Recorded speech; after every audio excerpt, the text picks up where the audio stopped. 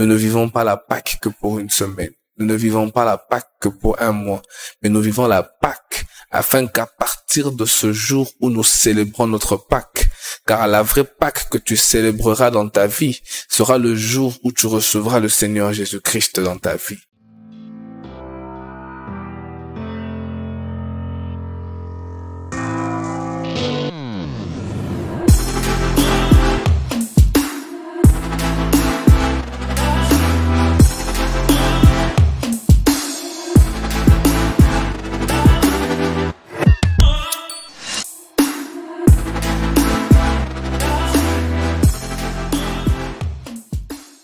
Shalom corps du Christ, bonjour à vous, je vous crois très bien portant, je suis très heureux de vous revoir.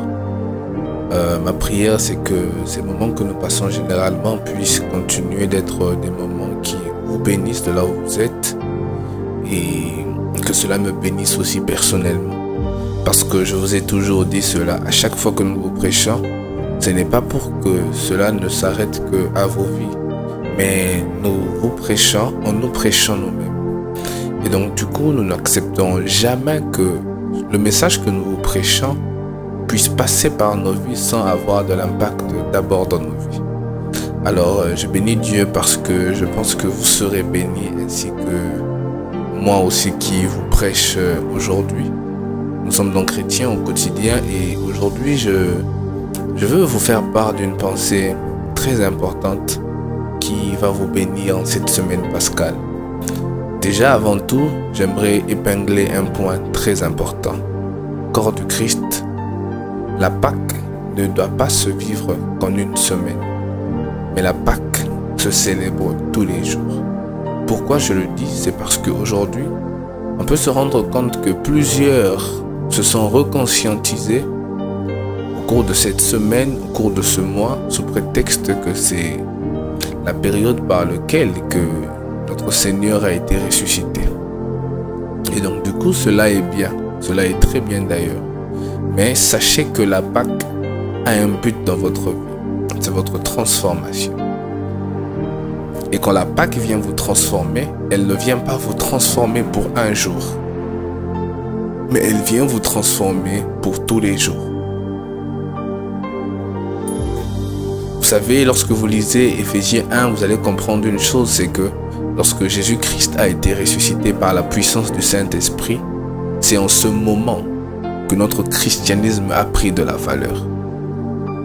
Si vous lisez bien votre Bible, vous allez comprendre que sans la résurrection du Seigneur Jésus-Christ, notre foi sera vaine. Si le Christ n'avait pas été ressuscité, notre foi n'aurait pas eu la place qu'elle a aujourd'hui. Car oui, Dieu avait tant aimé le monde. Oui, le Fils a accepté de s'humilier. Oui, il a accepté de passer par le chemin de la croix. Mais le plus important était que, après tout cela, qu'il nous fasse comprendre que lui a un pouvoir au-dessus de la mort. Que même lorsque l'homme pensera que la mort sera la fin pour lui, qu'il se rende compte qu'il n'avait jamais été un homme et que sa puissance était au-delà de la mort, afin de donner à nous, ses futurs croyants, l'espérance qu'en lui, nous pouvons vaincre la mort. Parce que la mort est l'un des plus grands ennemis de l'homme. L'homme pense que la mort est la finalité. Mais Jésus nous a fait comprendre que la vie domine sur la mort. Et donc du coup, tout celui qui meurt en Christ a la capacité, oh mon Dieu, que même s'il meurt, mais qu'un jour, que la vie qu'il avait accepté d'accepter dans sa vie puisse se manifester afin d'éveiller son âme, afin d'éveiller son esprit et de vivre éternellement en Jésus-Christ. Et donc, la résurrection de Jésus a scellé notre pouvoir. La résurrection de Jésus a créé le commencement d'un nouveau départ. Parce que Éphésiens 1 nous fait comprendre que lorsqu'il a été ressuscité, c'est ainsi qu'il a été conduit au-dessus de tout nom. C'est ainsi que son nom a reçu la capacité d'être placé au-dessus des dominations, au-dessus des principautés, au-dessus des autorités, puisque tout celui qui se retrouvera en lui puisse avoir le pouvoir face à tout ce qui est mal. Et donc, dites-vous que cette Pâque doit être votre quotidien. Lorsque tu célèbres la Pâque, tu célèbres sa résurrection.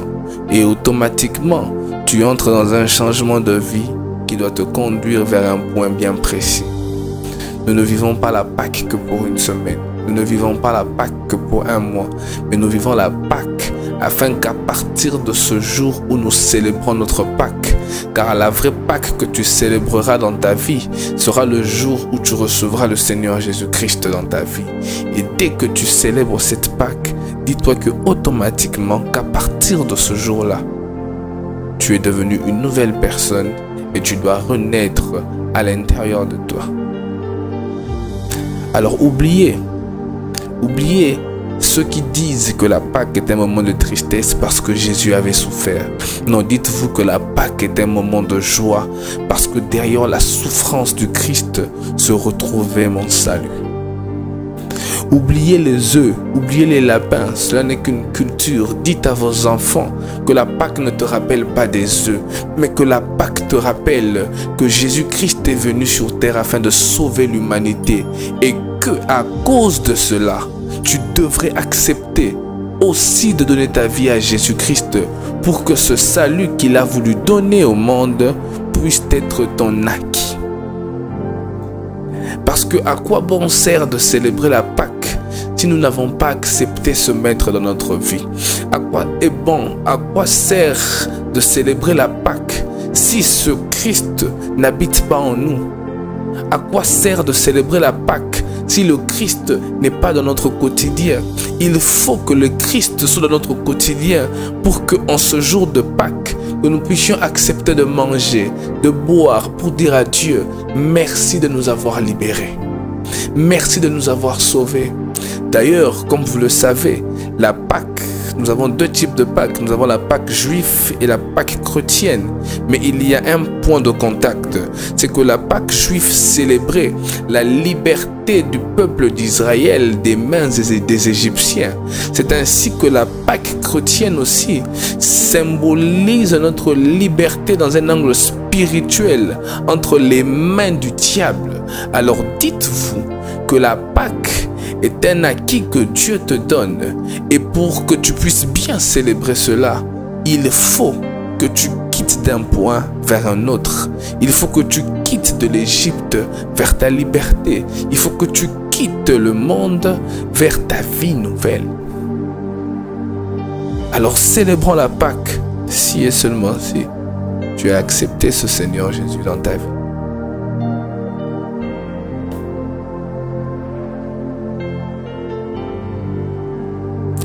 Alors retenez que ce n'est pas juste un simple jour, mais que la Pâque est un appel à une vie transformée. Et quelques points que vous êtes censés retenir sur la Pâque pour bien vivre votre Pâque. Dites-vous que la Pâque est le fondement de votre foi. Comme je le disais tantôt, c'est à cause de cette résurrection que notre foi est basée, que notre foi est solide, que notre foi a de la valeur. Deuxièmement, retenez que celui qui veut bien vivre sa Pâque doit renaître à l'intérieur de lui. Troisièmement, retenez que celui qui veut bien vivre sa Pâque doit comprendre que la vie triomphe toujours de la mort. La vie est plus puissante que la mort. Même lorsque ton corps va mourir, dis-toi que ta personne à toi ne mourra jamais. Car celui qui a Jésus dans sa vie est au-dessus de la mort. Le corps pourra mourir, cette chair pourra nous lâcher, mais notre esprit sera sauvé pour le siècle de siècles. Quatrièmement, retenez que Dieu transforme nos croix. Dieu par la Pâque transforme notre vie à la croix. Dieu par la Pâque transforme notre vie à chaque fois que nous nous présentons devant de l'œuvre de la croix, lieu où il est mort. Nous recevons automatiquement une vie nouvelle parce que en ressuscitant de sa tombe, automatiquement il nous a donné la capacité que à chaque fois que nous avancerons auprès de l'œuvre de la croix, que nous puissions recevoir notre transformation. Et le dernier point que j'aimerais que tu puisses retenir pour bien vivre la Pâque, c'est que la Pâque est un appel à l'évangélisation. Parce que comme vous le savez, lorsque Jésus est ressuscité, il dit au travers des anges à Marie, va informer, va dire que je ne suis pas dans le tombeau, en leur demandant même, pourquoi cherchez-vous parmi les morts celui qui est vivant? Et donc vous allez vous rendre compte qu'après la résurrection de Jésus, l'information circulait. L'information allait d'une oreille vers une autre. Et donc du coup, celui qui célèbre la Pâque ne doit pas s'arrêter à célébrer ça dans sa propre vie, mais doit appeler les autres à comprendre que nous célébrons quelque chose qui nous a transformés. Et ce qui nous a transformés veut aussi vous transformer. Alors je prie dans le nom de Jésus que Dieu permette à quelqu'un aujourd'hui de bien vivre sa Pâque. Parce que vous savez, lorsque l'on vous dit que la Pâque est le symbole d'un nouveau départ, j'ai avec une très bonne précision. Quelle est donc cette précision? Vous savez, il y a un langage grec qu'on appelle le kratos. À quoi sert ce langage? Lorsque le mot kratos est mentionné chez les Grecs, c'est pour faire appel à une puissance de Dieu qui se manifeste sans l'intervention humaine. Lorsque l'on parle du kratos, l'on voit Dieu décider seul du haut des cieux.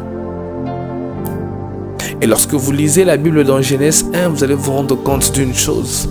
C'est que lorsque Dieu a décidé de créer tout ce que vous connaissez, l'homme n'existe pas. C'est ce que les Grecs appellent le kratos, la volonté souveraine de Dieu. La volonté où Dieu décide de créer par sa propre puissance, sans passer par le canal d'un homme, sans passer par l'information d'un homme. Il ne parle pas au prophète, mais il décrète et cela s'accomplit. Et vous allez voir que cela a existé premièrement dans Genèse 1, lorsque Dieu avait créé l'humanité, lorsque Dieu avait décidé de placer l'homme dans le jardin d'Éden.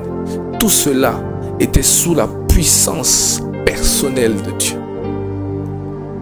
Et la deuxième fois où vous allez vous rendre compte que le mot kratos est utilisé, c'est dans Éphésiens 1, lorsque la Bible vous dit que Jésus-Christ n'a pas été ressuscité parce que les disciples ont intercédé. Non. La Bible ne te dira pas que Jésus-Christ avait ressuscité parce que les gens se disaient qu'il allait ressusciter. Ils avaient même déjà oublié ça. Certes, que certains avaient mis les gardes, mais ses propres disciples ne pouvaient même pas s'imaginer qu'il ressuscitera. Les païens avaient peur de sa résurrection, mais ses propres fidèles ne pensaient même pas à cela.